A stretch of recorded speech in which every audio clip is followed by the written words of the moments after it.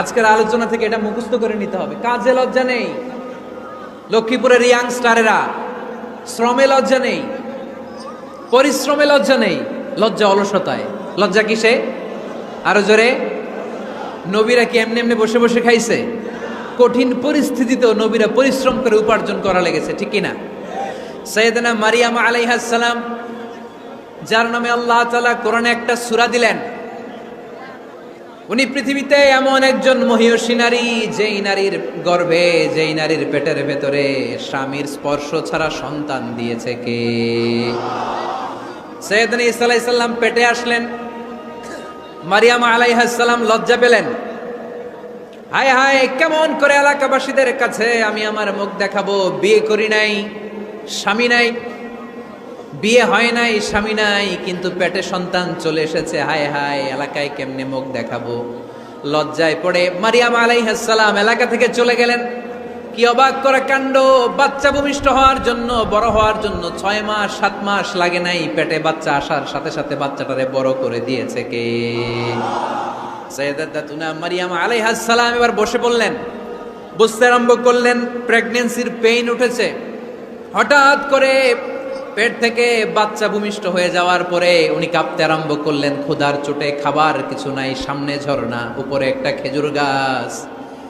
সাইয়েদনা ঈসা আলাইহিস সালামকে কোলে নিয়ে মারিয়াম আলাইহিস সালাম মনে মনে ভাবে, হায় রে, কেউ যদি একটু খেজুর পেড়ে দিত, এই ক্ষুধার মুহূর্তে আমি খেজুর খেয়ে পেটের ক্ষুধা নিবারণ করতাম। রব্বুল আলামিন মারিয়ামকে উদ্দেশ্য করে আয়াত নাজিল করে দিলেন, ওয়া হুজ্জি ইলাইকি বিজিযিন নাখলাতি তুসাকিত আলাইকি রতবান জানিয়া। কোরআন সাক্ষী, হুজ্জি ইলাইকি বিজিযিন নাখলা, এর মানে হচ্ছে মারিয়াম, কেউ পেড়ে দিবে না, একটু কষ্ট করে হাতটা উঁচু করে খেজুরের ডালা ধরে ঝাঁকুনি মারো, টসটসে কাঁচা পাকা খেজুর নিচের দিকে পড়বে, তারপর তুমি তুলে খাবে। সুবহানাল্লাহ পড়েন। আল্লাহ চাইলে অটোমেটিক্যালি কারামাত হিসেবে খেজুরগুলো নিচে ফেলতে পারতেন না? কথা কন, খেজুরগুলো অটোমেটিক্যালি নিচের দিকে পড়ছে? পড়ে নাই। আল্লাহ শিক্ষা দিয়েছে, যেই পরিস্থিতিতে থাকো না কেন, তোমাকে শ্রম ব্যয় করে কষ্ট করে তোমার উপার্জন করতে হবে, রিজিকের বন্দোবস্ত করতে হবে। চিল্লায় বলেন ঠিক কিনা? ইসলাম আমাদেরকে এটাই শিখিয়েছে, কাজে লজ্জা নাই। আবার বিশ্বনবী বললেন, ইন খামাতিস সাআ ওফি ইয়াদি আহাদিকুম ফাসিলাতুন, তোমাদের কারো হাতে যদি একটা চারা বীজ থাকে, সে যদি দেখে কিয়ামত হতে শুরু করেছে, ফাইন ইসতাতা আন ইয়াগরিসাহা ক্বাবলা আন তাকুমাস সাআ ফালইয়াগরিসহা, কারো হাতে একটা চারা বীজ নিয়ত করেছে, চারা বীজটা রোপণ করবে, ইন দ্য মিন টাইম দেখলো কিয়ামত হতে শুরু করেছে, বিশ্বনবী বললেন, যদি তোমার সুযোগ থাকে কিয়ামত হওয়ার আগে চারা বীজটা রোপণ করে দাও। কথা বুঝতে পেরেছেন?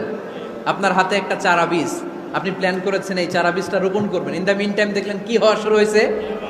ইদা জুলজিলাতিল আরদু জিলজালাহা, দ্য বিগেস্ট আর্থকোয়েক, ভূমিকম্প শুরু হয়েছে, কিয়ামত হয়ে যাবে। বিশ্বনবী বললেন, কিয়ামত হইতেছে ওদিকে, আর তোমার হাতে যদি চারা বীজ থাকে, দেরি করো না, কিয়ামত তোমার কাছ পর্যন্ত আসার আগে সুযোগ পেলে চারা বীজটা রোপণ করে দাও। ইসলাম শিখিয়েছে শেষ নিঃশ্বাস পর্যন্ত তোমাকে লড়ে যেতে হবে।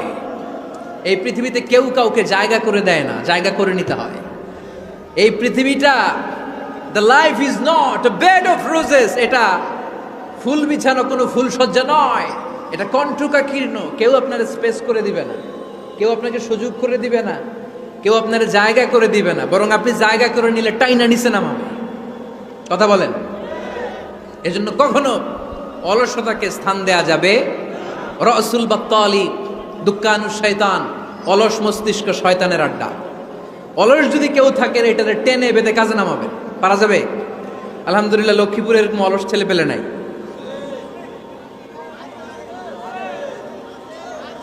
আছে? আমরা আজকে অলসতাকে নো বলে যাবো এই মাহফিল থেকে। অলসতাকে আমরা কি বলবো? আওয়াজ করে বলতে হবে, অলসতাকে কি বলবো আমরা? মুমিনের জীবনে কোনো অলসতা নাই। অলস হয় মুনাফিকরা। অলস হয় কারা? চিল্লায় বলতে হবে। মুমিনরা অলস হয়? অলস হয় কারা? এজন্য কোরআনে আল্লাহ একথাও বলে দিলেন, ওয়াইদা কামু ইলাস সালাতি কামু কুসালা ইউরাউনান নাসা ওয়ালা ইয়াযকুরুনাল্লাহা ইল্লা কালিলা। সুবহানাল্লাহ পড়েন। মুনাফিকরা যখন মানুষকে দেখানোর জন্য নামাজে যায়, ওই নামাজে তাদের ইখলাস নাই, ওই নামাজের ভেতরে তাদের কোনো খুশু খুদু নাই, ওই নামাজের ভেতরে আছে শুধু অলসতা। ওই নামাজে কি আছে? কিন্তু আমরা যখন নামাজে যাই আমাদের অলসতা আছে? আমরা নামাজ পড়লে আমাদের হৃদয়টারে সজীব করে দেয় কে? আমরা উযু করলে আমাদের মনটাকে চাঙ্গা করে দেয় কে? আমরা মসজিদে ঢুকলে হৃদয়টাকে প্রাণবন্ত করে দেয় কে?